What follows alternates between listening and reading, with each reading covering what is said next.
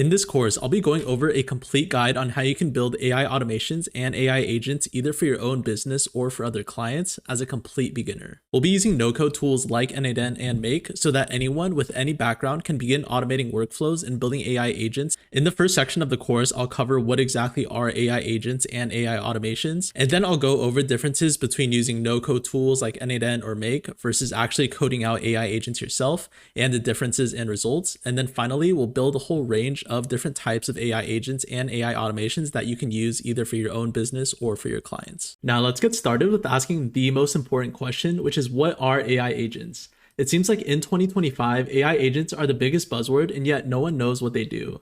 So to put it simply, AI agents are systems that use AI models to perform tasks. So basically, you can think of AI agents as workers that do things for you by using AI and tools. Now, you can think of AI agents as being made up of two parts. You have the brain and the body of an AI agent. So the brain of AI agents are AI models or LLMs that you use to power the agent. So these are things like ChatGPT, Claude, Gemini, and DeepSeek. These give the AI agent intelligence to know how to accomplish tasks for you. Then we have the body of AI agents. The body includes tools that help the agent actually accomplish tasks. So you can think of tools as capabilities that the agent has, and these tools give the agent the ability to actually perform actions and do things for you. So now let's put this all together. So with LLMs, which are the brains of AI agents, they can be good thinkers and talkers, but they won't have the ability to actually do things and perform tasks. And that's where tools come in. So the tools are the body or the hands of an agent, and these can perform actions and actually provide outputs for you.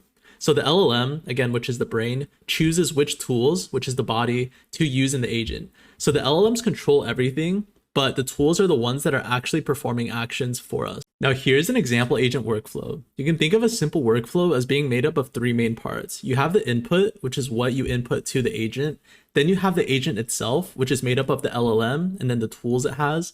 And then following this, it can accomplish your task and then provide an output. So for an input, you can ask the agent to do something. Inside the agent will then use the LLM it has, which is the brain, to think about tools that it has at its disposal, and then actually uses those tools to accomplish your task.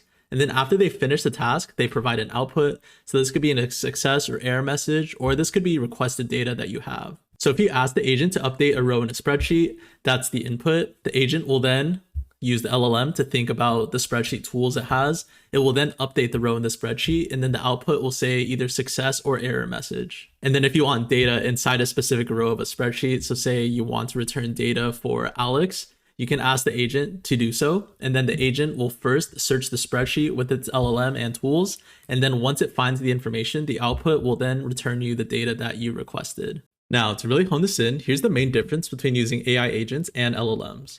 So AI agents are custom solutions that we can build ourselves, whereas LLMs are models that are offered by companies like ChatGPT and DeepSeek. So an example of this is just going to chatgpt.com and using their model there. Now, if we ask general questions like what is 2 plus 2, both the agent and the LLM will be able to answer and provide the correct answer in both instances. And that's because the AI agent uses an LLM as a brain, so they technically both have intelligence. But once you ask both of them to actually do something, this is where the agent shines. So only the agent can update databases, and that's because the agent will combine the LLM, which is the brain, with tools that allows them to actually do things. So in our case, they have tools to update the database. And as we can see inside the output, we'll have a success database updated message. But then for LLMs, they obviously don't have any tools. All they have is the brain itself. So they aren't able to actually perform actions for us. So they won't be able to update databases with any latest customer invoices. So at its core, the LLM by itself has no tools. All it can do is provide information in text to you and not do any actions. But AI agents build on top of LLMs and provide an additional tool that allows it to do things for us. Now, I'm sure you're wondering, how exactly do we build AI agents? There are two main ways to build them. You can either go a technical route or a non-technical route. So you can either code an agent from scratch using Python frameworks, or you can use a no-code builder like n8n or Make. So inside this technical route, which is basically the coding route, you can build AI agents by coding it yourself with Python frameworks like LangChain or even Crew AI. And you can think of these as full solution AI agents. So you're basically building these AI agents from scratch, and you'll need some degree of knowledge to build these, but these offer the most powerful, flexible, and secure solution to do almost anything with agents. Now, inside the non-technical route, which I'm sure you've heard of, you can use no-code builders like NAN and Make. So these platforms build automated workflows with AI agent capabilities. So these no-code builders basically offer around 90% of what full code AI agents provide. And this is huge if you don't really have a technical background to be able to code agents from scratch.